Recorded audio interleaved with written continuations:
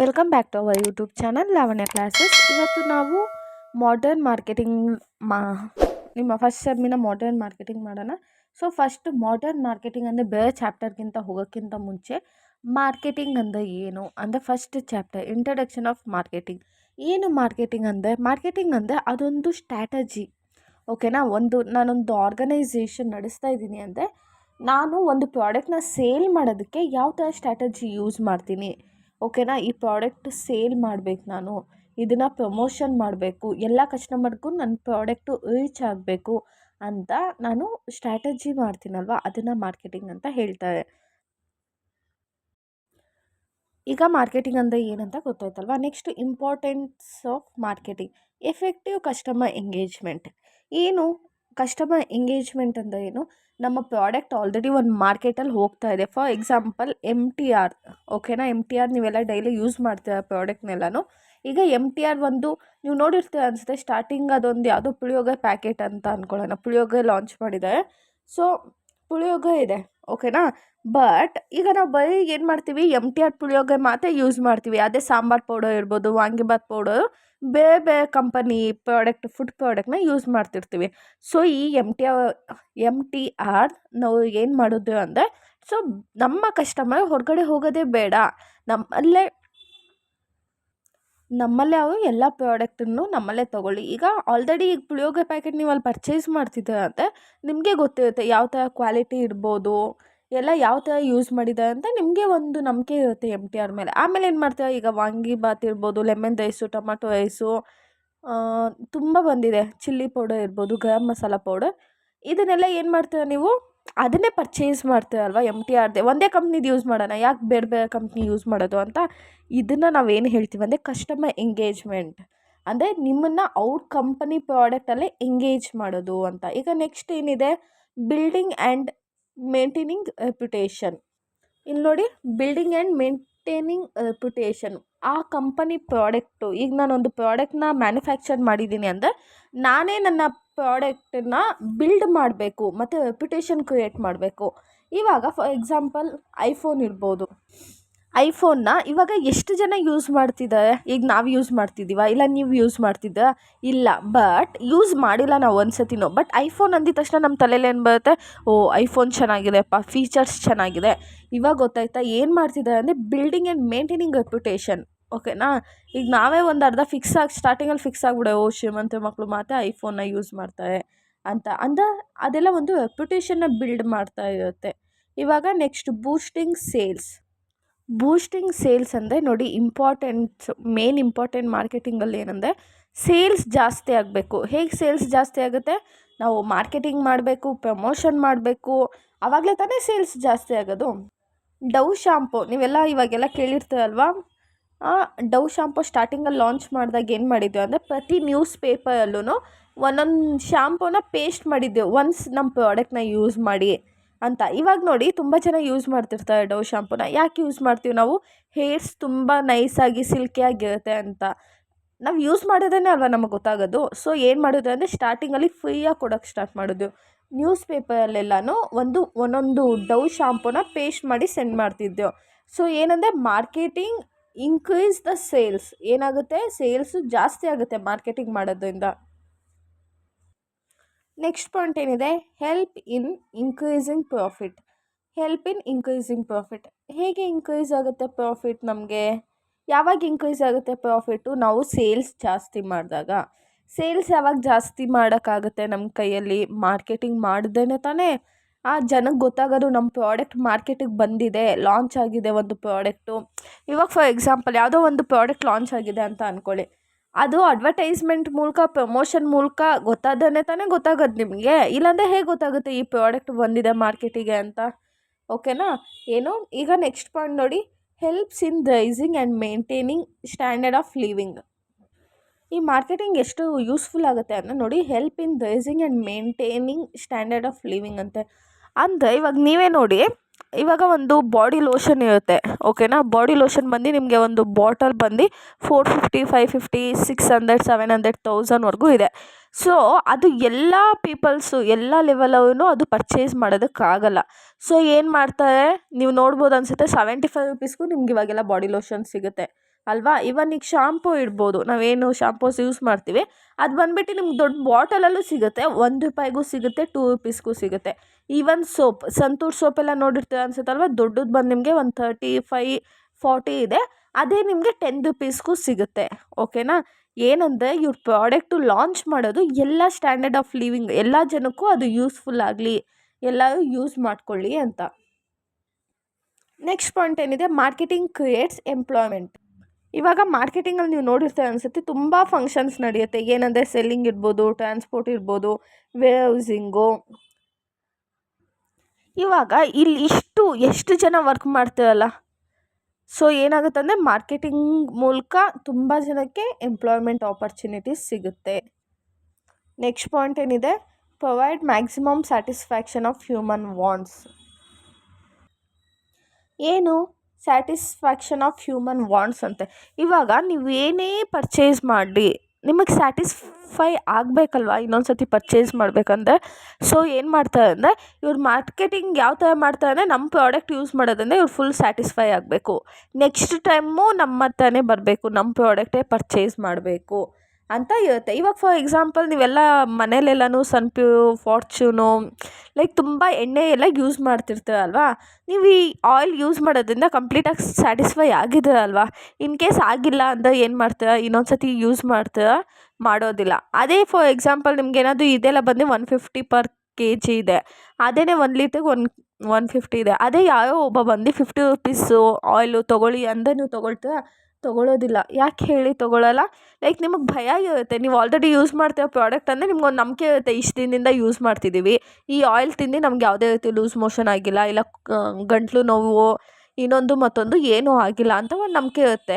ಇದ್ದಕ್ಕಿದ್ದಂಗೆ ಕಮ್ಮಿ ರೇಟಿಗೆ ಯಾವುದೋ ಒಂದು ಆಯಿಲ್ ಸಿಕ್ಕಿದೆ ಅಂದಿದ ತಕ್ಷಣ ಯೂಸ್ ಮಾಡ್ತೀರಾ ನೀವು? ಇಲ್ಲ. ಇವಾಗ next point, marketing act has A basis for making decision. ಏನು ಡಿಸಿಷನು? ಇವಾಗ ಬ್ಲೈಂಡಾಗಿ ಎಲ್ಲನೂ ಅವ್ರ ಪ್ರಾಡಕ್ಟ್ನ ಮ್ಯಾನುಫ್ಯಾಕ್ಚರ್ ಮಾಡಿಬಿಟ್ಟು ಮಾರ್ಕೆಟಿಂಗ್ ಮಾಡೋದಕ್ಕಾಗತ್ತಾ? ಸೊ ಏನು ಮಾಡ್ತಾರೆ, ಫಸ್ಟೇ ಒಂದು ಸರ್ವೆ ಮಾಡ್ತಾರೆ. ನೀವು ನೋಡಿರ್ತೀರ ಅನಿಸುತ್ತೆ, ನೀವೆಲ್ಲ ಚಿಕ್ಕ ವಯಸ್ಸಲ್ಲಿದ್ದಾಗೆಲ್ಲ ಮನೆ ಹತ್ರನೇ ಒಂದು ಬುಕ್ ಹಿಡ್ಕೊಂಡು ಬರ್ತಿದ್ದು. ಓಕೆನಾ. ಲೈಕ್ ನಿಮ್ಮ ಮನೇಲಿ ಎಷ್ಟು ಜನ ಇದ್ದೀರಾ, ಎಷ್ಟು ಜನ ಇದೆ ಅಂತ ಒಂದು ಥಿಂಗ್ ಇದೆ ಅಲ್ವಾ. ಇವಾಗ ನೋಡಿ, ನಿಮ್ಮ ಮನೇಲಿ ಅಪ್ಪ, ಅಮ್ಮ, 2 ಮಕ್ಕಳು ಇದೆ, ಒಂದು ಅಜ್ಜಿ ಅಂತ ಅಂದ್ಕೊಳ್ಳೋಣ. ಈ 5 ಜನದಲ್ಲಿ ಲೈಕ್ ಪ್ರತಿ ಸತಿನೂ 5 ಜನ ಟೇಸ್ಟು ಸೇಮ್ ಇದೆಯಾ? ಇವಾಗ ನಿಮ್ಮಮ್ಮ ಹಾಕೋ ಸೀರೆ ನೀವು ಹಾಕೋದಕ್ಕಾಗತ್ತಾ? ಆಗೋದಿಲ್ಲ. ನಿಮ್ಮ ಅಜ್ಜಿ ಯೂಸ್ ಮಾಡೋ ಸ್ಪೆಕ್ಸ್ ನೀವು ಹಾಕೋಕ್ಕಾಗತ್ತಾ? ಆಗಲ್ಲ. ನೀವು ಯೂಸ್ ಮಾಡೋ ಸ್ಲಿಪ್ಪರ್ಸು ನಿಮ್ಮ ಪೇರೆಂಟ್ಸ್ ಇರ್ಬೋದು, ನಿಮ್ಮ ಅಜ್ಜಿ ಇರ್ಬೋದು, ಅವು ಯೂಸ್ ಮಾಡೋಕ್ಕಾಗತ್ತಾ? ಇಲ್ಲ. ಇವಾಗ ಫಾರ್ ಎಕ್ಸಾಂಪಲ್ ಒಂದು ಚಪ್ಪಲಲ್ಲೇ ನೋಡೋಣ, ಲೈಕ್ ನಿಮ್ಮ ಸ್ಲಿಪ್ಪರೇ ಡಿಸೈನೇ ಬೇರೆ, ನಿಮ್ಮ ಪೇರೆಂಟ್ಸ್ದೇ ಇನ್ನೊಂದು ಇರುತ್ತೆ, ನಿಮ್ಮ ಅಜ್ಜಿದೇ ಇನ್ನೊಂದು ಇರುತ್ತೆ. ಓಕೆನಾ. ಸೊ ಏನು ಮಾಡ್ತಾರೆ ಅಂದರೆ ಫಸ್ಟು ಸರ್ವೆ ಮಾಡ್ತಾರೆ, ಯಾವ ಥರ ಪ್ರಾಡಕ್ಟ್ ಮ್ಯಾನುಫ್ಯಾಕ್ಚರ್ ಮಾಡಬೇಕು, ಯಾವುದಕ್ಕೆ ಡಿಮ್ಯಾಂಡ್ ಇದೆ. ಇವಾಗ ನೆಕ್ಸ್ಟ್ ಕಾನ್ಸೆಪ್ಟ್, ಅಪ್ರೋಚಸ್ ಆಫ್ ಮಾರ್ಕೆಟಿಂಗ್ನ ನೋಡೋಣ. ಇದರಲ್ಲಿ ನಿಮಗೆ 8 ಅಪ್ರೋಚ್ ಇದೆ. Product or commodity approach, institutional approach, functional approach, management approach, system approach, societal approach, legal approach, economic approach. ಇವಾಗ 1 by 1 ಅದ್ರ ಬಗ್ಗೆ ತಿಳ್ಕೊಳ್ಳೋಣ. ಪ್ರಾಡಕ್ಟ್ ಆರ್ ಕಮೋಡಿಟಿ ಅಪ್ರೋಚ್ ಅಂದರೆ ಏನು? ಪ್ರಾಡಕ್ಟ್ ಆರ್ ಕಮೋಡಿಟಿ ಅಪ್ರೋಚಸ್ ಅಂದರೆ ನಿಮಗೆ ಲೈಕ್ ಒಬ್ಬ ಮ್ಯಾನುಫ್ಯಾಕ್ಚರ್ ಮಾಡ್ತಾನೆ ಅಂದ್ಕೊಳ್ಳಿ, ಪ್ರೊಡ್ಯೂಸರಿಂದ ಕನ್ಸ್ಯೂಮರ್ವರೆಗೂ ಏನು ಒಂದು ಚೈನ್ ಲಿಂಕ್ ಇದೆಯಲ್ಲ, ಅದಕ್ಕೆ ಹೇಗೆ ಸ್ಟೆಪ್ಸ್ ಇದೆ ಅಂತ. ಫಾರ್ ಎಕ್ಸಾಂಪಲ್ ಒಂದು ರೈಸನ್ನು ನೀವು ತೊಗೊಳ್ಳಿ, ನಿಮಗೆ ಒಂದು ಅಕ್ಕಿ ಬೆಳೀತಾರೆ ಅಂದಿದ ತಕ್ಷಣ ನಿಮ್ಗೆ ಏನೇನು ನೆನಪಾಗುತ್ತೆ, ಲೈಕ್ ಫಸ್ಟು ಫಾರ್ಮರ್ಸ್ ಇರ್ಬೋದು, ಮತ್ತು ಲೊಕೇಶನ್, ಯಾವ ಲೊಕೇಶನಲ್ಲಿ ಯಾವ ಬೆಳೆನ ಬೆಳಿಬೇಕಂತ ಅವ್ರಿಗೆ ಗೊತ್ತಿರುತ್ತೆ. ನೆಕ್ಸ್ಟು ಆ ಬೆಳೆ ಬೆಳೆದ್ಮೇಲೆ ಆ ಹಳ್ಳಿಯಿಂದ ಸಿಟಿ ಗಂಟ ಟ್ರಾನ್ಸ್ಪೋರ್ಟೇಷನ್ ಇರ್ಬೋದು, ನೆಕ್ಸ್ಟು ಆಮೇಲೆ ಸೇಲ್ ಮಾಡೋದಿರ್ಬೋದು. ಈ ಥರ 1 by 1 ನಾವು ಸ್ಟಡಿ ಮಾಡ್ತೀವಿ ಪ್ರಾಡಕ್ಟ್ ಅಪ್ರೋಚಲ್ಲಿ. ಅಂದರೆ ನೀವು ನೋಡ್ಬೋದು, ಒಂದು ಪ್ರಾಡಕ್ಟ್ನ ಲಾಂಚ್ ಮಾಡೋಕ್ಕಿಂತ ಮುಂಚೆ ನಾವೇನು ಮಾಡ್ತೀವಿ, ಫಸ್ಟು ಡಿಮ್ಯಾಂಡ್ ಇದೆಯಾ ಇಲ್ವಾ ಪ್ರಾಡಕ್ಟ್ಗೆ ಅಂತ ನೋಡ್ತೀವಿ ಅಲ್ವಾ. ಸೊ ಡಿಮ್ಯಾಂಡ್ ಇದ್ದರೆ ಮಾತ್ರ ನಾವು ಪ್ರಾಡಕ್ಟ್ನ ಲಾಂಚ್ ಮಾಡ್ತೀವಿ ಹೊರ್ತು, ಇಲ್ಲಾಂದರೆ ಆ ಸಿಚುವೇಶನ್ಗೆ ಪ್ರಾಡಕ್ಟ್ನ ಲಾಂಚ್ ಮಾಡೋಕ್ಕೆ ಹೋಗಲ್ಲ. ಆಮೇಲೆ ಟ್ರಾನ್ಸ್ಪೋರ್ಟೇಷನ್ ಇರ್ಬೋದು. ಈಗ ಪ್ರಾಡಕ್ಟ್ ಲಾಂಚ್ ಮಾಡ್ತಿದ್ದೀವಿ ಅಂದರೆ ನಮಗೆ ಟ್ರಾನ್ಸ್ಪೋರ್ಟೇಷನ್ ಫೆಸಿಲಿಟಿ ಇದೆಯಾ ಇಲ್ವಾ ಅಂತ ನಾವು ನೋಡ್ತೀವಿ. ಮತ್ತು ಸ್ಟೋರೇಜು, ನಾವೆಲ್ಲಿ ಅದನ್ನು ಸ್ಟೋರ್ ಮಾಡ್ಬೋದು ಅನ್ನೋದನ್ನು ನೋಡ್ತೀವಿ.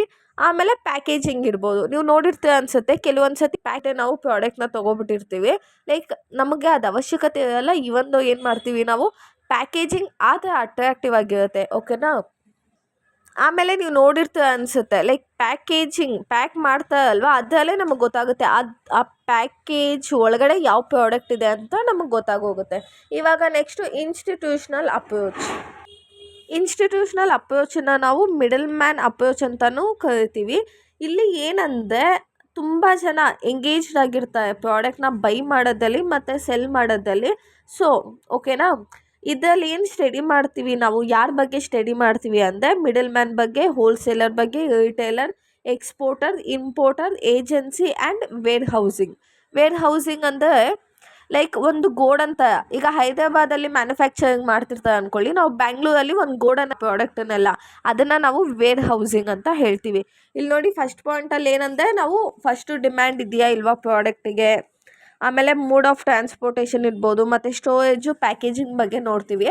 ಬಟ್ ಇನ್ಸ್ಟಿಟ್ಯೂಷನಲ್ ಅಪ್ರೋಚಲ್ಲಿ ನಾವೇನು ಸ್ಟಡಿ ಮಾಡ್ತೀವಿ ಅಂದರೆ wholesaler, retailer, exporter, importer, agency, warehousing ಬಗ್ಗೆ ನಾವು ಸ್ಟಡಿ ಮಾಡ್ತೀವಿ. ಇವಾಗ ನೆಕ್ಸ್ಟ್ ಥರ್ಡ್ ಪಾಯಿಂಟು ಫಂಕ್ಷನಲ್ ಅಪ್ರೋಚಲ್ಲಿ ನಾವೇನು ಸ್ಟಡಿ ಮಾಡ್ತೀವಿ ಅಂದರೆ ಒಂದು ಬೈಯಿಂಗ್ ಇರ್ಬೋದು, ಸೆಲ್ಲಿಂಗ್ ಇರ್ಬೋದು, ಆ್ಯಂಡ್ ಈ ಪ್ರಾಡಕ್ಟಿಗೆ ಎಷ್ಟು ಪ್ರೈಸ್ನ ನಾವು ಫಿಕ್ಸ್ ಮಾಡಬೇಕಾಗುತ್ತೆ, ಎಷ್ಟು ಅಮೌಂಟನ್ನು ಪ್ರೈಸಿಂಗ್ ನಾವು ಮಾಡಬೇಕಾಗುತ್ತೆ. ಇನ್ ಕೇಸ್ ನಾವೇನಾದರೂ ಈ ಪ್ರಾಡಕ್ಟಿಗೆ ಜಾಸ್ತಿ ಪ್ರೈಸಿಂಗ್ ಇಟ್ಬಿಟ್ಟು ತುಂಬ ಜನ ತೊಗೊಳ್ಳೋದಿಲ್ಲ, ಮಿಡಲ್ ಕ್ಲಾಸವರೆಲ್ಲ ಈ ಪ್ರಾಡಕ್ಟ್ನ ತೊಗೊಳ್ಳಲ್ಲ, ಆ್ಯಂಡ್ ತುಂಬ ಕಮ್ಮಿ ಇಟ್ಬಿಟ್ಟೆ ನಮಗೆ ಲಾಸ್ ಆಗುತ್ತೆ. ಇದನ್ನು ನಾವಿಲ್ಲಿ ಸ್ಟಡಿ ಮಾಡ್ತೀವಿ. ಆಮೇಲೆ ಸ್ಟೋರೇಜ್ ಇರ್ಬೋದು, ಎಲ್ಲಿ ನಾವು ಸ್ಟೋರ್ ಮಾಡಬೇಕು, ಕೋಲ್ಡ್ ಪ್ಲೇಸಲ್ಲ, ವಾರ್ಮ್ ಪ್ಲೇಸಲ್ಲ, ಅದನ್ನು ನೋಡ್ತೀವಿ. ಮತ್ತು ಹೇಗೆ ಈ ಪ್ರಾಡಕ್ಟ್ನ ಅಡ್ವರ್ಟೈಸ್ಮೆಂಟ್ ಕೊಡಬೇಕು, ಯಾವ ಆ್ಯಕ್ಟರ್ನ ಹಿಡಿಬೇಕು, ಯಾವ ಥರ ಪ್ರಮೋಷನ್ ಮಾಡಬೇಕು ಅಂತ ಎಲ್ಲ ನಾವು ಸ್ಟಡಿ ಮಾಡ್ತೀವಿ. Next management approach, fourth point management approach. ಈ ಅಪ್ರೋಚಸ್ನ ಕಂಪ್ಲೀಟಾಗಿ ಹ್ಯಾಂಡಲ್ ಮಾಡೋದು ಮ್ಯಾನೇಜರು. ಅಂದರೆ ಪ್ರತಿಯೊಂದು ಡಿಸಿಷನ್ ಮೇಕಿಂಗ್ ಅವನೇ ಮಾಡ್ತಾನೆ. ಬಟ್ ಇದರಲ್ಲಿ ನಿಮಗೆ 2 ಟೈಪ್ಸ್ ಬರುತ್ತೆ, ಕಂಟ್ರೋಲಬಲ್, ಅನ್ಕಂಟ್ರೋಲಬಲ್ ಫ್ಯಾಕ್ಟರ್ ಅಂತ ಬರುತ್ತೆ. ಕಂಟ್ರೋಲಬಲ್ ಫ್ಯಾಕ್ಟರ್ ಅಂದರೆ ಇದು ಮ್ಯಾನೇಜರ್ ಕೈಯಲ್ಲಿರುತ್ತೆ. ಫಾರ್ ಎಕ್ಸಾಂಪಲ್ ಒಂದು ಪ್ರೈಸ್ ಫಿಕ್ಸ್ ಮಾಡೋದಿರ್ಬೋದು, ಜಾಸ್ತಿ ಆದರೂ ಮಾಡ್ಬೋದು, ಕಮ್ಮಿ ಆದರೂ ಮಾಡ್ಬೋದು, ಅದು ಅವನಿಷ್ಟ. ಆ್ಯಂಡ್ ಅಡ್ವರ್ಟೈಸಿಂಗ್ ನೋಡ್ಬೋದು ನೀವು, ಲೈಕ್ ಅವನಿಷ್ಟ, ಅವ್ನು ಯಾವ ಥರದ್ದು ಅಡ್ವರ್ಟೈಸ್ಮೆಂಟ್ ಮಾಡ್ಕೋಬೋದು. ಅನ್ಕಂಟ್ರೋಲಬಲ್ ಅಂದರೆ ಲೈಕ್ ಕೆಲವೊಬ್ಬರು ಗೌರ್ಮೆಂಟ್ ರೂಲ್ಸ್ ಆ್ಯಂಡ್ ಯಾವ ಥರ ಪ್ರಮೋಷನ್, ಕೆಲವೊಂದು ಪ್ರಾಡಕ್ಟ್ನ ನಾವು ಅಡ್ವರ್ಟೈಸ್ಮೆಂಟಲ್ಲಿ ನೀವು ನೋಡಿರಲ್ಲ ಅನಿಸುತ್ತೆ. ಈಗ ಸಿಗರೇಟು, ಟೊಬ್ಯಾಕೋ ಇದೆಲ್ಲ ನಿಮ್ಗೆ ಬರೋದಿಲ್ಲ ಅಡ್ವರ್ಟೈಸ್ಮೆಂಟಲ್ಲಿ. ಸೊ ಇದನ್ನು ನಾವೇನಂತ ಹೇಳ್ತೀವಿ, management approach. Next 5th point system approach ಅಂದರೆ ಏನು. ಈ ಸಿಸ್ಟಮ್ ಅಪ್ರೋಚಲ್ಲಿ ಅದ್ರ ಮೇನ್ ಏಮ್ ಏನಂದರೆ ಪ್ರಾಫಿಟ್ನ ಅರ್ನ್ ಮಾಡೋದು ಆ್ಯಂಡ್ ಕಸ್ಟಮರ್ನ ಸ್ಯಾಟಿಸ್ಫೈ ಮಾಡೋದು ಅಷ್ಟೇ. ಈಗ ಕಸ್ಟಮರ್ ಸ್ಯಾಟಿಸ್ಫೈ ಆದ್ರೆ ತಾನೇ ಪ್ರಾಫಿಟ್ ಜಾಸ್ತಿ ಆಗೋದು. ಏನಾದರೂ ನಿಮ್ಮ ಗೂಡ್ಸ್ ಏನಾದರೂ ಸ್ಯಾಟಿಸ್ಫೈ ಆಗಿಲ್ಲ ಅಂದರೆ ಇನ್ನೊಂದು ಸತಿ ಪರ್ಚೇಸ್ ಮಾಡೋಕ್ಕೆ ಹೋಗ್ತಾರೆ ಅದೇ ಗೂಡ್ಸನ್ನು, ಇಲ್ಲ ಮಾಡೋದಿಲ್ಲ. Next point societal approach. ಇಲ್ಲೇನಂದರೆ ಫಸ್ಟು ಪ್ರೊಡ್ಯೂಸರ್ ಏನು ಮಾಡ್ತಾರೆ ಅಂದರೆ ಐಡೆಂಟಿಫೈ ಮಾಡ್ತಾರೆ ನಮ್ಮ ಜನಕ್ಕೆ ಏನು ನೀಡಿದೆ, ಯಾವುದ್ರಲ್ಲಿ ಜಾಸ್ತಿ ಇಂಟ್ರೆಸ್ಟ್ ಇದೆ ಅನ್ನೋದನ್ನು ಮೊದಲು ಐಡೆಂಟಿಫೈ ಮಾಡಿ, ಆಮೇಲೆ ಕ್ವಾಲಿಟಿ ಗೂಡ್ಸನ್ನು ಅವ್ರ ಕಾಂಪಿಟೇಟರ್ ಜೊತೆ ಕಂಪೇರ್ ಮಾಡಿ ಆಮೇಲೆ ಆ ಪ್ರಾಡಕ್ಟ್ನ ಲಾಂಚ್ ಮಾಡ್ತಾರೆ. ಅರ್ಥ ಆಗ್ತಿದೆ ಅಲ್ವಾ ನಿಮಗೆ? ಆಮೇಲೆ ಆ ಪ್ರಾಡಕ್ಟ್ ಲಾಂಚ್ ಮಾಡೋಕ್ಕಿಂತ ಮುಂಚೆ ಕಾಂಪಿಟೇಟರ್ ಜೊತೆ ಕಂಪೇರ್ ಮಾಡ್ತಾರೆ. ನಮ್ಮ ಕಾಂಪಿಟೇಟರ್ ಈ ಥರ ಕ್ವಾಲಿಟಿ ಪ್ರಾಡಕ್ಟ್ನ ಕೊಡ್ತಾ ಇದ್ದಾನೆ ಆ್ಯಂಡ್ ಇಷ್ಟು ಪ್ರೈಸನ್ನು ಚಾರ್ಜ್ ಮಾಡ್ತಾ ಇದ್ದಾನೆ, ನಾನು ಇದೇ ಪ್ರೈಸಲ್ಲಿ ಇನ್ನೂ ಸ್ವಲ್ಪ ಜಾಸ್ತಿ ಕ್ವಾಲಿಟಿ ಪ್ರಾಡಕ್ಟ್ನ ಕೊಟ್ಟೆ, ಸೊ ಆಲ್ಮೋಸ್ಟ್ ಎಲ್ಲ ಕನ್ಸ್ಯೂಮರ್ಸ್ ಏನು ಮಾಡ್ತಾರೆ, ನಮ್ಮ ಪ್ರಾಡಕ್ಟ್ನ ಬೈ ಮಾಡ್ತಾರೆ ಅಂತ ನಾವು ಇಲ್ಲಿ ಸ್ಟಡಿ ಮಾಡ್ತೀವಿ. ನೆಕ್ಸ್ಟ್ ಬಂದು ಲೀಗಲ್ ಅಪ್ರೋಚ್. ಇದು ಬಂದು ಕನ್ಸ್ಯೂಮರ್ ಪ್ರೊಟೆಕ್ಷನ್ ಆ್ಯಕ್ಟ್ 1986 ಅಂಡರಲ್ಲಿ ಬರುತ್ತೆ. ಅಂದರೆ ಯಾವುದೇ ಒಬ್ಬ ಪ್ರೊಡ್ಯೂಸರು ಕನ್ಸ್ಯೂಮರ್ಗೆ ಫೋರ್ಸ್ ಮಾಡೋಂಗಿಲ್ಲ ನಮ್ಮ ಪ್ರಾಡಕ್ಟ್ನ ಪರ್ಚೇಸ್ ಮಾಡಿ ಅಂತ. ನೀವು ಏನಾದರೂ ಅಂಗಡಿಗೆ ಹೋದಾಗ ಯಾರಾದರೂ ಫೋರ್ಸ್ ಮಾಡ್ತಾ ಇಲ್ಲ ನೀನು ಇದೇ ಪ್ರಾಡಕ್ಟ್ ತೊಗೋಬೇಕು. ಇನ್ ಕೇಸ್ ನೀವೇನಾದರೂ MTR ಪ್ರಾಡಕ್ಟ್ ಬೇಕು ಅಂದಾಗ ಇಲ್ಲ ಬೇಡ ನೀನು ರುಚಿಗೂ ಯಾವುದು ಅಯ್ಯಂಗಾರ್ ಪ್ರಾಡಕ್ಟ್ನ ಯೂಸ್ ಮಾಡು, ಇಲ್ಲ ನೀನು ಮಾಡಲೇಬೇಕು ಅಂತ ಹೊಡೆಯೋದು ಬಡಿಯೋದು ಮಾಡ್ತಾರೆ. ಇಲ್ಲ ಮಾಡೋದಿಲ್ಲ, ಯಾಕಂದರೆ ಮಾಡೋ ಹಾಗೆ ಇಲ್ಲ. First of all in case ಮಾಡಿದ್ರೆ ಕನ್ಸ್ಯೂಮರ್ ಪ್ರೊಟೆಕ್ಷನ್ ಆ್ಯಕ್ಟ್ ಪ್ರಕಾರ ಅವ್ರಿಗೆ ಪೆನಾಲ್ಟಿ ಹಾಕಿ ಒಳಗಡೆ ಹಾಕ್ತಾರೆ. ಇವಾಗ ನೆಕ್ಸ್ಟ್ ಯಾವುದಿದೆ, ಎಕನಾಮಿಕ್ ಅಪ್ರೋಚ್. ಇಲ್ಲಿ ಏನಂತ ಅಂದರೆ ಇದು deals with problem of supply, demand and price. ಯಾಕಂದರೆ ಒಂದು ಲಿಮಿಟೆಡ್ ಪ್ರೈಸ್ ಅಂತ ಇರುತ್ತೆ, ಅದಕ್ಕಿಂತ ಜಾಸ್ತಿ ಅವರು ಚಾರ್ಜ್ ಮಾಡೋಂಗಿಲ್ಲ. ಇವಾಗ ಶುಗರ್ ಇರ್ಬೋದು, ಸಕ್ಕರೆ ನಾವು ಡೈಲಿ ಯೂಸ್ ಮಾಡ್ತೀವಲ್ಲ, ಸಕ್ಕರೆ, ಹಾಲು, ಕಾಫಿ ಪೌಡರ್ ಇರ್ಬೋದು, ಅಕ್ಕಿ ಇರ್ಬೋದು, ಇದೆಲ್ಲ ಲಿಮಿಟೆಡ್ ಪ್ರೈಸನ್ನೇ ಚಾರ್ಜ್ ಮಾಡಬೇಕು, ಅದಕ್ಕಿಂತ ಜಾಸ್ತಿ ಚಾರ್ಜ್ ಮಾಡೋ ಹಾಗಿಲ್ಲ. ಇವಾಗ ನಿಮಗೆ ಗೊತ್ತಾಗಿದೆ ಅನಿಸುತ್ತೆ ಅಪ್ರೋಚಸ್ ಆಫ್ ಮಾರ್ಕೆಟಿಂಗು.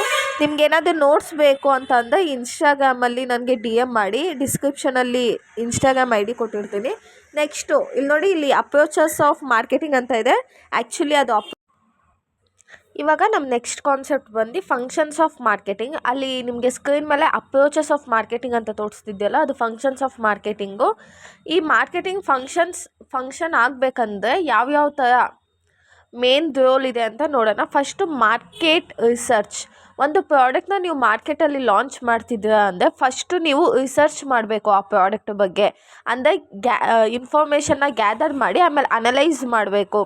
ಲೈಕ್ ಈ ಪ್ರಾಡಕ್ಟ್ ಓಡುತ್ತಾ, ಇಲ್ಲಾಂದರೆ ಎಷ್ಟು ಜನ ಈ ಪ್ರಾಡಕ್ಟ್ನ ಪರ್ಚೇಸ್ ಮಾಡ್ತಾರೆ, ಎಷ್ಟು ಜನಕ್ಕೆ ಇಷ್ಟ ಆಗುತ್ತೆ ಇಂಥ ಪ್ರಾಡಕ್ಟು ಅಂತ ಹೇಳ್ಬಿಟ್ಟು ಏನು ಮಾಡಬೇಕು, ರಿಸರ್ಚ್ ಮಾಡಿ ಆಮೇಲೆ ಅನಲೈಸ್ ಮಾಡಬೇಕು. ನಾವು ಎಲ್ಲಿ ಇದನ್ನು ಪ್ರಾಡಕ್ಟ್ನ ಪ್ರಮೋಟ್ ಮಾಡ್ಬೋದು, ಯಾವ ಲೊಕೇಶನಲ್ಲಿರೋ ಜನ ಎಲ್ಲಿರೋ ಜನ ಜಾಸ್ತಿ ಈ ಪ್ರಾಡಕ್ಟ್ನ ಪರ್ಚೇಸ್ ಮಾಡ್ತಾರೆ ಅಂತ ಗ್ಯಾದರ್ ಮಾಡಿ ಅನಲೈಸ್ ಮಾಡಬೇಕು. Next product development. ಒಂದು ಪ್ರಾಡಕ್ಟ್ನ ಡೆವಲಪ್ ಮಾಡಬೇಕು, ಹೊಸ ಪ್ರಾಡಕ್ಟ್ನ ಡೆವಲಪ್ ಮಾಡಬೇಕು, ಇಲ್ಲಾಂದರೆ ಆಲ್ರೆಡಿ ಇರೋ ಪ್ರಾಡಕ್ಟನ್ನೇ ಡೆವಲಪ್ ಮಾಡಬೇಕಾಗುತ್ತೆ. ಆ ಪ್ರಾಡಕ್ಟು ಕಸ್ಟಮರ್ ನೀಡ್ಸ್ ಮತ್ತು ವಾಂಟ್ಸನ್ನು ಸ್ಯಾಟಿಸ್ಫೈ ಮಾಡ್ತಾ ಇರಬೇಕು. ಆ ಥರ ಇಂಪ್ರೂವ್ಮೆಂಟ್ ತರಬೇಕು ಪ್ರಾಡಕ್ಟಲ್ಲಿ. ಅಂದರೆ ಸ್ವಲ್ಪ ಇನೋವೇಷನ್ ಅಂದರೆ ಸ್ವಲ್ಪ ಡಿಸೈನ್ನ ಚೇಂಜ್ ಮಾಡೋದಿರ್ಬೋದು, ಪ್ಯಾಕಿಂಗ್ ವೈಸ್ ಇರ್ಬೋದು, ಇಲ್ಲ ಹೈ ಕ್ವಾಂಟಿಟಿ ಪ್ರಾಡಕ್ಟ್ನ ಕೊಡೋದಿರ್ಬೋದು, ಆ ಥರ ಮಾಡಬೇಕಾಗುತ್ತೆ. ಅದು ಸೆಕೆಂಡ್ ಮೇನ್ ಫಂಕ್ಷನ್ಸ್ ಆಗುತ್ತೆ.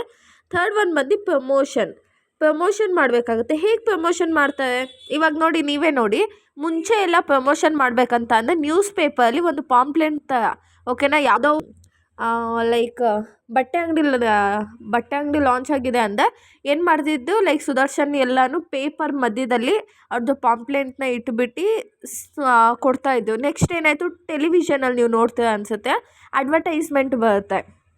ಓಕೆನಾ, ಜಾಸ್ತಿ ಅಡ್ವರ್ಟೈಸ್ಮೆಂಟ್ ಬರೋದು ಯಾವ್ದು ಹೇಳಿ ನಿಮಗೆ, ಲೈಕ್ ಕುಕ್ಕಿಂಗ್ ಆಯಿಲ್ ಇರ್ಬೋದು, ಇಂಥದ್ದೇ ಅಡ್ವರ್ಟೈಸ್ಮೆಂಟ್ ಬರುತ್ತೆ. ಆಮೇಲೆ ನೀವು ಯಾವುದಾದ್ರೂ ಸೀರಿಯಲ್ನ ನೋಡ್ತಾ ಇದ್ದರೆ ಸೀರಿಯಲ್ ಒಳಗಡೆನೇ ಇನ್ನೊಂದು ಅಡ್ವರ್ಟೈಸ್ಮೆಂಟ್ ಬರುತ್ತೆ, ಲೈಕ್ ಸರ್ಫ್ ಎಕ್ಸಲ್ ಇರ್ಬೋದು, ಇಲ್ಲ ಜೇನುತುಪ್ಪದ್ದು ಇನ್ನೊಂದು ಮತ್ತೊಂದು. ಯಾಕೆ ಬ್ಯೂಟಿ ಪ್ರಾಡಕ್ಟ್ ಇರ್ಬೋದು, ಹೆವಿಯಾಗಿ ಕೊಡೋದಿಲ್ಲ. ಅದೇನೇ ನೀವು ನೋಡ್ಬೋದು ಅನಿಸುತ್ತೆ ಸೋಷಿಯಲ್ ಮೀಡ್ಯಾದಲ್ಲಿ, ನಿಮಗೆ ಅಂಥದ್ದೆಲ್ಲ ನೋಟಿಫಿಕೇಷನ್ಸ್ ಬರ್ತಾ ಇರುತ್ತೆ.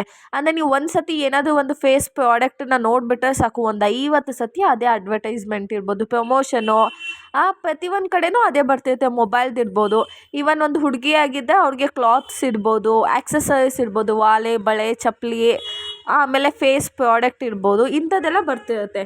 ಓಕೆನಾ. ಥರ್ಡ್ ಪಾಯಿಂಟ್ ಏನಿತ್ತು, ಪ್ರಮೋಷನ್. ನೋಡಿ, ಈ ಥರ ಎಲ್ಲ ಪ್ರಾಡಕ್ಟ್ನ ಪ್ರಮೋಷನ್ ಮಾಡ್ತಾರೆ.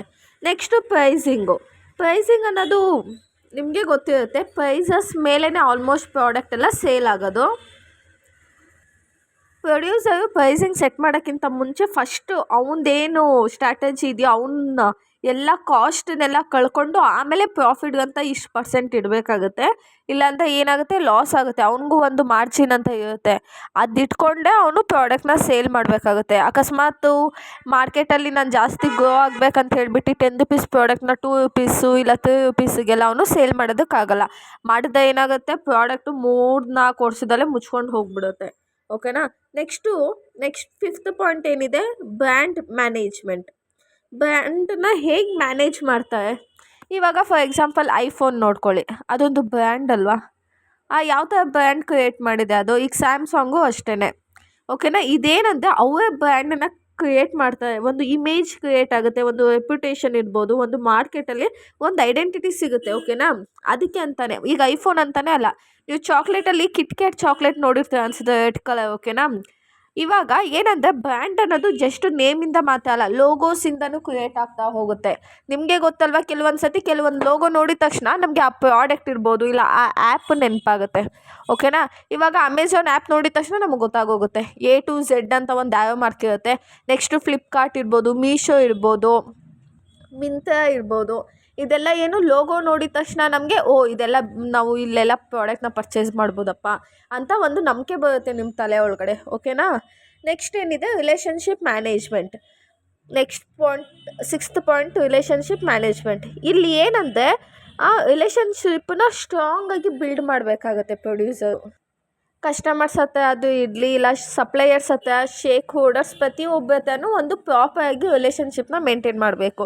ಇವಾಗ ಕಸ್ಟಮರ್ ನಾವೇ ಅಂತ ಅಂದ್ಕೊಳ್ಳೋಣ, ಒಂದು ಸತಿ ಅವ್ನೇನಾದರೂ ಒಂದೇ ಒಂದು ಸತಿ ತೊಗೊಂಡೆ ಸಾಕು ನಮ್ಮ ಪ್ರಾಡಕ್ಟ್ನ, ಆಮೇಲೆ ತೊಗೊಂಡಿಲ್ಲ ಅಂದರೂ ಪರವಾಗಿಲ್ಲ ಅಂತ ಆ ಮೈಂಡ್ ಸೆಟ್ ಇದ್ದರೆ ಅವನು ಮಾರ್ಕೆಟಲ್ಲಿ ಲಾಂಗ್ ಟರ್ಮಲ್ಲಿ ಅವನು ಸರ್ವೈವ್ ಆಗೋದಕ್ಕೆ ಆಗೋದಿಲ್ಲ. ಇವಾಗ ನೀವು ನೋಡಿರ್ತೀರ ಅನಿಸುತ್ತೆ, ಎಲ್ಲೋ ಒಂದು ಕಡೆ ಹೊರಗಡೆ ತಿನ್ನೋಕ್ಕೆ ಹೋಗಿರ್ತೀರ ನೀವು, ಅಲ್ಲಿ ಒಂದು ಚೆನ್ನಾಗಿದ್ದರೆ ತಾನೇ ನೀವು ಇನ್ನೊಂದು ಸತಿ ಆ ಅಂಗಡಿಗೆ ಹೋಗೋದು, ಏನಾದರೂ ಸ್ನ್ಯಾಕ್ಸ್ ತಿನ್ನೋದಕ್ಕೆ. ಚೆನ್ನಾಗಿಲ್ಲ ಅಂದರೆ ಏನು ಮಾಡ್ತೀರ ನೀವು, ಅಂಗಡಿಗೆ ಹೋಗೋದಿಲ್ಲ. ಹಾಗೆಯೇ ಯಾವುದಾದ್ರೂ ಒಂದು ಪ್ರಾಡಕ್ಟು ನೀವು ಯೂಸ್ ಮಾಡಿದ್ಮೇಲೆ ನಿಮಗೆ ಸ್ಯಾಟಿಸ್ಫೈ ಆಗಬೇಕು, ಆದರೆ ಮಾತ್ರ ಮತ್ತೆ ನೀವು ಯೂಸ್ ಮಾಡೋದೇ ಹೊರತು ಇಲ್ಲ ಅಂದರೆ ಯೂಸ್ ಮಾಡಲ್ಲ. ಇವಾಗ ಸ್ಯಾಟಿಸ್ಫೈ ಆದ ಏನು ಮಾಡ್ತೀರ ಹೇಳಿ ನೀವು, ನಿಮ್ಮ ಫ್ರೆಂಡ್ಸಿಗಿರ್ಬೋದು, ಫ್ಯಾಮಿಲಿಗಿರ್ಬೋದು, ಎಲ್ಲರಿಗೂ ಹೇಳ್ತೀರ ಅಲ್ವಾ, ಈ ಪ್ರಾಡಕ್ಟ್ ಚೆನ್ನಾಗಿದೆ, ನೀವು ಯೂಸ್ ಮಾಡ್ಬೋದು ಅಂತ. ಅದೇ ಅದಕ್ಕೇ ಏನಂದರೆ ಇಲ್ಲಿ ಪ್ರಾಪರ್ ರಿಲೇಷನ್ಶಿಪ್ ಮೇಂಟೈನ್ ಮಾಡಬೇಕು ಮಾರ್ಕೆಟಲ್ಲಿ. Next digital marketing. ಇವಾಗ ನೀವೇ ನೋಡ್ತಿದ್ದೀರ ಅನಿಸುತ್ತೆ, ಯಾವ ರೀತಿಯಾಗಿದೆ ಅಂದರೆ ನಾವು ಇನ್ಸ್ಟಾಗ್ರಾಮ್ ಓಪನ್ ಮಾಡಿದ ತಕ್ಷಣ ಆಲ್ಮೋಸ್ಟ್ ಎಲ್ಲ ಮಾರ್ಕೆಟಿಂಗೇ ಮಾಡ್ತಿರೋದು. ಓಕೆನಾ, 80% ಜನ ಮಾರ್ಕೆಟಿಂಗ್ ಮಾಡ್ತಿದ್ದಾರೆ, 20% ಜನ ನಮ್ಮಂಥವ್ರು ಜಸ್ಟ್ ಸ್ಕ್ರೋಲ್ ಮಾಡಿ, ಲೈಕ್ ಮಾಡಿ, ಶೇರ್ ಮಾಡಿ ಸುಮ್ಮನೆ ಇದ್ದೀವಿ. ಓಕೆನಾ, ಏನು ಡಿಜಿಟಲ್ ಮಾರ್ಕೆಟಿಂಗ್ ಅಂದರೆ ಆನ್ಲೈನಲ್ಲಿ ಮಾರ್ಕೆಟಿಂಗ್ ಮಾಡೋವಂಥದ್ದು. ನೀವು ನೋಡಿರ್ತೀರ ಅನಿಸುತ್ತೆ, ಲೈಕ್ ಬಿಸ್ನೆಸ್ ಇರ್ಬೋದು, ಎಲ್ಲೋ ಒಂದು ಕಡೆ ಅಂಗಡಿ ಇಟ್ಟಿರ್ತಾರೆ, ಬಟ್ ಇವಾಗ ಏನಾಗಿದೆ, ಇನ್ಸ್ಟಾಗ್ರಾಮಿಂದ ಎಲ್ಲರಿಗೂ ಹೆಲ್ಪ್ ಆಗ್ತಾಯಿದೆ. ಲೈಕ್ ಎಲ್ಲಿಂದ ಒಂದು ಕಡೆಯಿಂದ ಇನ್ನೊಂದು ಕಡೆಗೆ ನಾವು ಪೋಸ್ಟ್ ಮಾಡ್ತೀವಿ, ನಮ್ಮಲ್ಲಿ ಆರ್ಡರ್ ಮಾಡಿ ಅನ್ನೋದಿರ್ಬೋದು, ಹ್ಯಾಂಡ್ ಕ್ಯಾಸ್ಟಿಂಗ್ ಇರ್ಬೋದು, ಇಲ್ಲಾಂದರೆ ಆನ್ಲೈನಲ್ಲಿ ಬ್ಯೂಟಿ ಕೋರ್ಸ್ ಹೇಳ್ಕೊಡ್ತಿರೋದಿರ್ಬೋದು, ಮತ್ತು ಕುಕ್ಕಿಂಗ್ ಇರ್ಬೋದು, ಇದನ್ನೆಲ್ಲ ಹೇಳ್ಕೊಡ್ತಾ ಇದ್ದಾರೆ. ಸೊ ಏನಾಗಿದೆ, ಇದನ್ನೆಲ್ಲ ನಾವೇನಂತೀವಿ, ಡಿಜಿಟಲ್ ಮಾರ್ಕೆಟಿಂಗ್ ಅಂತ ಹೇಳ್ತೀವಿ. ಮತ್ತು ನೀವು ನೋಡ್ತೀರ ಅನಿಸುತ್ತೆ, ಕೆಲವೊಬ್ಬರು ಇನ್ಸ್ಟಾಗ್ರಾಮಲ್ಲಿ ಫೇಮಸ್ ಆದವೆಲ್ಲ ಬಂದು ಪ್ರಮೋಷನ್ ಮಾಡ್ತಾರೆ ಪ್ರಾಡಕ್ಟದು. ಲೈಕ್ ಈ ಆಯಿಲ್ನ ಯೂಸ್ ಮಾಡಿ, ಆದಿವಾಸಿ ಹೇರ್ ಆಯಿಲ್ ನೋಡಿದ್ರೆ ಅನಿಸುತ್ತೆ, ಈಗೆಲ್ಲ ಅದು ಫೇಕ್ ಅಂತ ಪ್ರೂವ್ ಆಗಿದೆ. ಲೈಕ್ ಅದೆಲ್ಲ ನೀವು ನೋಡಿರ್ತೀರ ಅನಿಸುತ್ತೆ, ಇವಾಗ ಇನ್ಸ್ಟಾಗ್ರಾಮಲ್ಲಿರೋ ಪ್ರತಿಭೆಗಳೆಲ್ಲ ಹೋಗ್ಬಿಟ್ಟಿದ್ದು ಪ್ರಮೋಷನ್ ಮಾಡೋದಕ್ಕೆ. ಸೊ ನಿಮ್ಗೆ ಇವಾಗ ಗೊತ್ತಿದೆ ಅನಿಸುತ್ತೆ, ಫಂಕ್ಷನ್ಸ್ ಆಫ್ ಮಾರ್ಕೆಟಿಂಗ್ ಏನು ಅಂತ ಗೊತ್ತಾಯಿತು. ನೆಕ್ಸ್ಟು ಕ್ಲಾಸಿಫಿಕೇಷನ್ ಆಫ್ ಮಾರ್ಕೆಟಿಂಗ್ ಅಂದರೆ ಇವಾಗ ನೆಕ್ಸ್ಟು ಕ್ಲಾಸಿಫಿಕೇಷನ್ ಆಫ್ ಮಾರ್ಕೆಟ್ ನೋಡೋಣ. ಕ್ಲಾಸಿಫಿಕೇಷನ್ ಆಫ್ ಮಾರ್ಕೆಟಲ್ಲಿ 5 ಟೈಪ್ಸ್ ಇದೆ. ಫಸ್ಟ್ ಒಂದು ಬಂದುಬಿಟ್ಟು ಬೇಸ್ಡ್ ಆನ್ ಜಿಯೋಗ್ರಫಿ. ನಾವು ಮಾರ್ಕೆಟಿಂಗು ಹೇಗೆ ಮಾಡ್ತೀವಿ ಅಂತ ನಾವಿಲ್ಲಿ ನೋಡ್ತೀವಿ. ಬೇಸ್ಡ್ ಆನ್ ಜಿಯೋಗ್ರಫಿನಲ್ಲಿ ಫಸ್ಟ್ ಬಂದು ಲೋಕಲ್ ಮಾರ್ಕೆಟ್. ಈ ಲೋಕಲ್ ಮಾರ್ಕೆಟಲ್ಲಿ ಏನಾಗಿರುತ್ತೆ ಅಂದರೆ limited to a small geography area. Local market ಅಂದಿದ ತಕ್ಷಣ ಲೈಕ್ ಲೋಕಲ್ ಮಾರ್ಕೆಟ್ ನೀವೆಲ್ಲಿನೋ ಅಂದರೆ ಲೋಕಲ್ ಅಂತ ಹೇಳ್ತಾ ಅಲ್ವಾ, ಅಂದರೆ ಅಲ್ಲೇ ಇದ್ದವರು ಅಂತ. ಲೈಕ್ ಏನಂದರೆ ಇಲ್ಲಿ ಲೋಕಲ್ ಮಾರ್ಕೆಟಲ್ಲಿ ಏನು ಸೇಲ್ ಮಾಡ್ತಾರೆ ಅಂದರೆ ವೆಜಿಟೇಬಲ್ಸ್ ಇರ್ಬೋದು, ಫ್ರೂಟ್ಸ್ ಇರ್ಬೋದು, ಇಲ್ಲ ಗ್ರಾಸರೀಸ್ ಇರ್ಬೋದು, ಇದನ್ನೆಲ್ಲ ಸೇಲ್ ಮಾಡ್ತಾರೆ. ರೀಜನಲ್ ಮಾರ್ಕೆಟ್ ಅಂದರೆ ಇದು ಬಂದ್ಬಿಟ್ಟು ಸ್ಟೇಟ್ ವೈಸ್ ಕವರ್ ಆಗುತ್ತೆ. ಓಕೆನಾ, ಇವಾಗ ನೀವು ನೋಡಿರ್ತೀರ ಅನಿಸುತ್ತೆ, ಕಾಂಚೀಪುರಂ ಸ್ಯಾರೀಸ್ ಎಲ್ಲ ಇರುತ್ತಲ್ವ, ಅದು ಬಂದು ಬೇರೆ ಸ್ಟೇಟಿಂದದು, ಅದು ನಮ್ಮ ಕರ್ನಾಟಕಕ್ಕೆ ತೊಗೊಬಂದು ಸೇಲ್ ಮಾಡ್ತಾರೆ. ಓಕೆನಾ, ಇದು ಒರಿಜಿನಲ್ ಮಾರ್ಕೆಟ್ ಆಗುತ್ತೆ. ನೆಕ್ಸ್ಟು ನ್ಯಾಷನಲ್ ಮಾರ್ಕೆಟ್ ಅಂದರೆ ಎಂಟೈರ್ ವರ್ಲ್ಡಲ್ಲಿ ಈ ಮಾರ್ಕೆಟನ್ನು ಯೂಸ್ ಮಾಡ್ತಾರೆ. ಲೈಕ್ IRTC ನೀವು ಕೇಳಿರ್ತೀರ ಅನಿಸುತ್ತೆ, ಟ್ರೈನ್ ಟಿಕೆಟ್ ಬುಕ್ಕಿಂಗ್ ಎಲ್ಲ ಇದೆ ಅಲ್ವಾ, ಇದು ಬಂದು ಆಲ್ ಓವರ್ ಇಂಡಿಯಾ ಇದನ್ನು ಯೂಸ್ ಮಾಡ್ತಾರೆ. Next international marketing. ಇಲ್ಲಿ ಹೇಗೆ ಅಂದರೆ ಗೂಡ್ಸ್ ಏನಾಗುತ್ತೆ, ಎಕ್ಸ್ಪೋರ್ಟ್ ಆಗುತ್ತೆ, ಒಂದು ಕಡೆಯಿಂದ ಇನ್ನೊಂದು ಕಡೆಗೆ ಗೂಡ್ಸ್ ಏನಾಗುತ್ತೆ, ಇಂಪೋರ್ಟ್ ಆಗುತ್ತೆ. ಲೈಕ್ ಯಾವ್ದ್ಯಾವುದು ಅಂದರೆ ಲೈಕ್ ಗೋಲ್ಡ್ ಇರ್ಬೋದು, ಪೆಟ್ರೋಲ್ ಇರ್ಬೋದು, ಸ್ಪೈಸಸ್ ಇರ್ಬೋದು. ನಮ್ಮ ಸ್ಪೈಸಸ್ ಎಲ್ಲ ನಮ್ಮ ಕಡೆಯಿಂದ ಎಕ್ಸ್ಪೋರ್ಟ್ ಆಗುತ್ತೆ. ನೆಕ್ಸ್ಟ್ ಬಂದು ಗೋಲ್ಡು, ಪೆಟ್ರೋಲ್ ಎಲ್ಲ ಏನು ಮಾಡ್ತೀವಿ, ಇಂಪೋರ್ಟ್ ಮಾಡ್ಕೊಳ್ತೀವಿ ನಾವು. ಓಕೆನಾ, ಇಂಟರ್ನ್ಯಾಷನಲ್ ಮಾರ್ಕೆಟಲ್ಲಿ. ನೆಕ್ಸ್ಟು ಗ್ಲೋಬಲ್ ಮಾರ್ಕೆಟ್ ಅಂದರೆ ಇದು ಬಂದು ಮಲ್ಟಿಪಲ್ ಕಂಟ್ರೀಸ್ ಮತ್ತು ಕಾಂಟಿನೆಂಟ್ ಜೊತೆಗೆ ಮಾರ್ಕೆಟಿಂಗ್ ಮಾಡೋ ಅಂಥದ್ದು ಅಂತ. ನೆಕ್ಸ್ಟು ಬೇಸ್ಡ್ ಆನ್ ಟ್ರಾನ್ಸಾಕ್ಷನ್ ಅಂದರೆ ಹೋಲ್ಸೇಲ್ ಮಾರ್ಕೆಟ್ ಅಂದರೆ ಏನು ನಿಮಗೆ ಗೊತ್ತಿರುತ್ತಲ್ವಾ. ಹೋಲ್ಸೇಲ್ ಮಾರ್ಕೆಟ್ ಅಂದರೆ ಏನು, ಅಲ್ಲಿ ನೀವೇನಾದರೂ ಪರ್ಚೇಸ್ ಮಾಡಬೇಕಂದ್ರೆ ಫುಲ್ ಬಲ್ಕಾಗಿ ಪರ್ಚೇಸ್ ಮಾಡಬೇಕು ಅಲ್ವಾ. ಅಲ್ಲಿ ಹೋಗ್ಬಿಟ್ಟು ನೀವು 1 ಪ್ಯಾಕೆಟ್ 2 ಪ್ಯಾಕೆಟ್ ಅಂತ ಕೇಳೋದೆಲ್ಲ ಕೊಡ್ತಾ ಇಲ್ಲ, ಜಸ್ಟ್ ಒಂದು ಬಾಕ್ಸನ್ನೇ ನೀವು ಪರ್ಚೇಸ್ ಮಾಡಬೇಕಾಗುತ್ತೆ. ಅದೇ ಈಗ ನೆಕ್ಸ್ಟ್ ಪಾಯಿಂಟ್ ಏನಿದೆ, ರಿಟೇಲ್ ಮಾರ್ಕೆಟ್ ಅಂದರೆ ಪ್ರತಿಯೊಂದೂ ಲೈಕ್ ಡೈರೆಕ್ಟ್ ಇಂಡಿವಿಜುವಲ್ ಆಗಿ ಸೇಲ್ ಮಾಡ್ತಾರೆ. ಓಕೆನಾ, ಸ್ಮಾಲ್ ಕ್ವಾಂಟಿಟಿಲಿ ಇಂಡಿವಿಜುವಲ್ ಚಿಕ್ಕ ಪ್ರಾಡಕ್ಟನ್ನು ಕೂಡ ಇವಾಗ ಬೆಂಕಿಪಟ್ಟಣ ಅಲ್ಲಂದರೆ ನೀವು ಫುಲ್ ಒಂದು ಬಾಕ್ಸ್ ತೊಗೋಬೇಕಾಗುತ್ತೆ, ಇಲ್ಲಿ ಜಸ್ಟ್ 1 ಪೀಸ್ ಕೇಳಿದ್ದೂ ಕೊಡ್ತಾರೆ. ಓಕೆನಾ, ಈ ರಿಟೇಲ್ ಮಾರ್ಕೆಟೇ ನೀವು ಇವಾಗ ನಿಮ್ಮ ಮನೆ ಅಕ್ಕಪಕ್ಕ ಎಲ್ಲ ಇರುತ್ತಲ್ಲ, ಅದನ್ನು ರಿಟೇಲ್ ಮಾರ್ಕೆಟ್ ಅಂತ ಹೇಳ್ತೀವಿ. Next marketing on the basis on time ಮೇಲೆ ಅಂತ. ಈಗ short term market, long term market. ಇವಾಗ ಮಾರ್ಕೆಟಲ್ಲಿ ಶಾರ್ಟ್ ಟರ್ಮ್ ಮಾರ್ಕೆಟ್ ಅಂದರೆ ಯಾವುದಾಗಿರ್ಬೋದು ಯೋಚನೆ ಮಾಡಿ. ಶಾರ್ಟ್ ಟರ್ಮ್ ಮಾರ್ಕೆಟ್, ಈ ಗೂಡ್ಸನ್ನು ನಾವು ಇಷ್ಟು ಪೀರಿಯಡಲ್ಲಿ ನಾವು ಸೇಲ್ ಮಾಡಿಬಿಡಬೇಕು ಅನ್ನೋದು ಶಾರ್ಟ್ ಟರ್ಮ್ ಮಾರ್ಕೆಟ್ ಆಗುತ್ತೆ. ಯಾವುದಂಥ ಪ್ರಾಡಕ್ಟು ಯಾವುದೇ ಅಂತ ಹೇಳಿ, ವೆಜಿಟೇಬಲ್ಸು, ಫ್ರೂಟ್ಸ್ ಇರ್ಬೋದು, ಪೆರಿಷಬಲ್ ಗೂಡ್ಸು ಅಂದರೆ ಕೆಲವೊಂದು ಪರ್ಟಿಕ್ಯುಲರ್ ಇಷ್ಟು ತಿಂಗಳಲ್ಲೇ ಆ ಗೂಡ್ಸ್ ಎಲ್ಲ ಹಾಳಾಗ್ಬಿಡುತ್ತೆ. ಅಂಥದ್ದನ್ನು ನಾವೇನಂತೀವಿ ಶಾರ್ಟ್ ಟರ್ಮ್ ಮಾರ್ಕೆಟ್ ಅಂತ ಹೇಳ್ತೀವಿ. ಅದೇ ಲಾಂಗ್ ಟರ್ಮ್ ಮಾರ್ಕೆಟ್ ಅಂದರೆ ಇದು ಬಂದು ನೀವು 1 ವರ್ಷಕ್ಕಿಂತ ಜಾಸ್ತಿ ಬರುತ್ತೆ. ಲೈಕ್ ನೀವು ನೋಡ್ಬೋದು ಅನಿಸುತ್ತೆ, ಈ ರಿಯಲ್ ಎಸ್ಟೇಟ್ ಇಡ್ಬೋದು, ಇಲ್ಲ ಮಿಷಿನರೀಸು, ದೊಡ್ಡ ದೊಡ್ಡ ಮಿಷಿನ್ ಎಲ್ಲ ಪರ್ಚೇಸು ಸೇಲ್ಸು ಮಾಡ್ತಾರಲ್ಲ ಅದಿರ್ಬೋದು, ಇಲ್ಲ ನೀವು ಮನೇಲಿ ಯೂಸ್ ಮಾಡೋಂಥ T V, washing machine, fridge, ಇದೆಲ್ಲ ಏನಾಗುತ್ತೆ ಲಾಂಗ್ ಟರ್ಮ್ ಆಗುತ್ತೆ. ಅರ್ಥ ಆಯ್ತಲ್ವಾ? Based on geography, transaction, time. ಇವಾಗ ನೆಕ್ಸ್ಟ್ ಏನಿದೆ, ಬೇಸ್ಡ್ ಆನ್ ಇಂಪಾರ್ಟೆಂಟ್ ಸ್ಟೇಟಸ್ ಅಂತ ಇದೆ. ಫಸ್ಟ್ ಅದು ಪ್ರೈಮರಿ ಮಾರ್ಕೆಟ್. ಪ್ರೈಮರಿ ಮಾರ್ಕೆಟ್ ಅಂದರೆ ಇದು ಅಗ್ರಿಕಲ್ಚರ್ ರಿಲೇಟೆಡ್ ಮಾರ್ಕೆಟ್. ಓಕೆನಾ? ಇಲ್ಲಿ ನಾನು ಆಗಲೇ ಹೇಳಿದ್ನಲ್ಲ ಪ್ರೀವಿಯಸ್ಸಲ್ಲಿ, ಶಾರ್ಟ್ ಟರ್ಮ್ ಮಾರ್ಕೆಟ್ ಥರ ಇದು ಪ್ರೈಮರಿ ಮಾರ್ಕೆಟು. ಇಲ್ಲಿ ಯಾವುದೇ ಒಂದು kind of goods immediately sale ಆಗಬೇಕು, ಲಾಂಗ್ ಟರ್ಮ್ಗೆ ಎಲ್ಲ ಸ್ಟೋರ್ ಮಾಡೋದಕ್ಕಾಗೋದಿಲ್ಲ. ಅರ್ಥ ಆಯ್ತಲ್ವ ಪ್ರೈಮರಿ ಮಾರ್ಕೆಟ್ ಅಂದರೆ ಏನಂತ? Next secondary market. Secondary market ಅಂದರೆ ಇದೇನಂದರೆ ಸೆಮಿ ಮ್ಯಾನುಫ್ಯಾಕ್ಚರಿಂಗ್ ಪ್ರಾಡಕ್ಟ್. ಅರ್ಧ ಕೆಲಸ ಆಗಿರುತ್ತೆ, ಇನ್ನೂ ಅರ್ಧ ನೀವೇ ಮಾಡ್ಕೋಬೇಕಾಗುತ್ತೆ. ಓಕೆನಾ? ಇದನ್ನೇ ಏನಂತಾರೆ ಸೆಕೆಂಡರಿ ಮಾರ್ಕೆಟ್. ಹೇಳಿದ ಅರ್ಥ ಆಯ್ತಾ? ಅರ್ಧ ಆಲ್ರೆಡಿ ಆಗಿರುತ್ತೆ, ಒಂದು ಗೂಡ್ಸು ಅರ್ಧ ಮ್ಯಾನುಫ್ಯಾಕ್ಚರ್ ಆಗಿರುತ್ತೆ, ಇನ್ನೂ ಅರ್ಧ ನೀವು ರಿಮೈನಿಂಗ್ ಪಾರ್ಟನ್ನು ನೀವು ಮಾಡ್ಕೋಬೇಕಾಗುತ್ತೆ.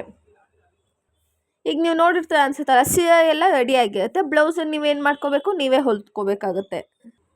Next terminal market. Terminal market ಅಂದರೆ ಅದು ಬಂದು ಫೈನಲ್ ಪ್ರಾಡಕ್ಟು. ಓಕೆನಾ? ಫೈನಲ್ ಪ್ರಾಡಕ್ಟ್ ಇರುತ್ತೆ, ಅದು ಡೈರೆಕ್ಟಾಗಿ ಕನ್ಸ್ಯೂಮರ್ಸ್ ಯೂಸ್ ಮಾಡ್ಕೋಬೋದು. ಪ್ರೈಮರಿ ಅಂದರೆ ಲೈಕ್ ಫಸ್ಟಲ್ಲೇ ಅವನು ಫ್ಯೂ ಡೇಸಲ್ಲೇ ಅದನ್ನು ಸೇಲ್ ಮಾಡಿಬಿಡ್ಬೇಕು. ಸೆಕೆಂಡರಿ ಅಂದರೆ ಅರ್ಧ ಮ್ಯಾನುಫ್ಯಾಕ್ಚರ್ ಆಗಿರುತ್ತೆ, ಇನ್ನೂ ಅರ್ಧ ಇವ್ರು ಇನ್ನೂ ಮ್ಯಾನುಫ್ಯಾಕ್ಚರ್ ಮಾಡ್ಕೋತಾರೆ. ಟರ್ಮಿನಲ್ ಅಂತ ಅಂದರೆ ಲೈಕ್ ಆಲ್ರೆಡಿ ಎಲ್ಲ ಫೈನಾಗಿ ರೆಡಿಯಾಗಿರುತ್ತೆ, ಡೈರೆಕ್ಟಾಗಿ ಕನ್ಸ್ಯೂಮರ್ಸ್ ಯೂಸ್ ಮಾಡ್ಬೋದು. ನೆಕ್ಸ್ಟ್ ಬಂದು perfect market. Basis of competition ಮೇಲೆ ಫಸ್ಟ್ ಬಂದು ಪರ್ಫೆಕ್ಟ್ ಮಾರ್ಕೆಟ್. ಇಲ್ಲಿ ಬಂದು ಸೆಲ್ಲರ್ ಮತ್ತು ಬೈಯರ್ಗೆ ಈಕ್ವಲ್ ಆಗಿ ರೈಟ್ಸ್ ಇರುತ್ತೆ. ಮಾರ್ಕೆಟಲ್ಲಿ ಯಾವನ್ ಬೇಕಾದರೂ ಸೆಲ್ ಮಾಡ್ಬೋದು, ಯಾರು ಬೇಕಾದರೂ ಪರ್ಚೇಸ್ ಮಾಡ್ಕೋಬೋದು. ಇಲ್ಲಿ ಎಲ್ಲರಿಗೂ ಫ್ರೀಡಮ್ ಇದೆ, ಯಾವುದೇ ರೀತಿ ರೂಲ್ಸ್ ಆ್ಯಂಡ್ ರೆಗ್ಯುಲೇಷನ್ ಇಲ್ಲ. ಇಂಪರ್ಫೆಕ್ಟ್ ಮಾರ್ಕೆಟ್ ಅಂದರೆ ಇಲ್ಲಿ ಬಂದು ಫ್ಯೂ ಸೆಲ್ಲರ್ಸ್, ಮೆನಿ ಬೈಯರ್ಸ್. ಓಕೆನಾ? ಇವಾಗ ಪ್ರೆಸೆಂಟಲ್ಲಿ ಅದೇ ನಡೀತಿರೋದು. ಸ್ವಲ್ಪ ಜನ ಸೆಲ್ ಮಾಡ್ತಿದ್ದಾರೆ, ತುಂಬ ಜನ ಪರ್ಚೇಸ್ ಮಾಡ್ತಿದ್ದಾರೆ.